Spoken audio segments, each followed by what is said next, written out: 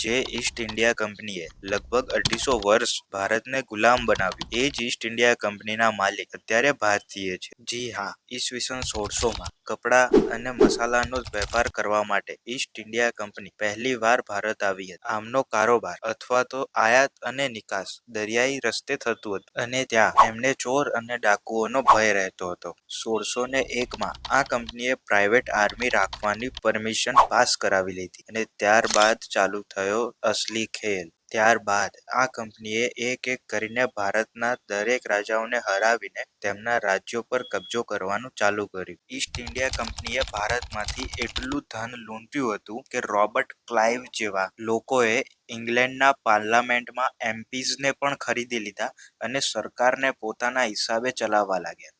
અને 100 વર્ષ સુધી આવું જ ચાલ્યું. પછી આવી ભારતમાં ક્રાંતિ, સિપાહી વિદ્રોહ. 1857માં મંગલ પાંડે સહિત ઘણા ક્રાંતિકારીઓએ આમના વિરુદ્ધ વિદ્રોહ કર્યો, જેનાથી એમને ખૂબ જ નુકસાન થયું ને ઈસ્ટ ઇન્ડિયા કંપનીને આનું જવાબદાર ઠેરાવતા રાણીએ આને બંધ કરાવી દીધી.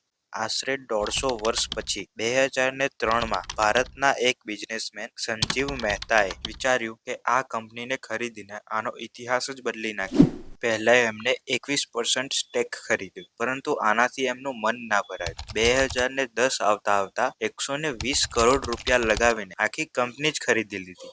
અત્યારે ઈસ્ટ ઇન્ડિયા કંપની ચા, કોફી અને લક્ઝરી આઇટમ્સ વેચી રહી છે અને આજે પણ એનું હેડ ઓફિસ ઇંગ્લેન્ડમાં છે.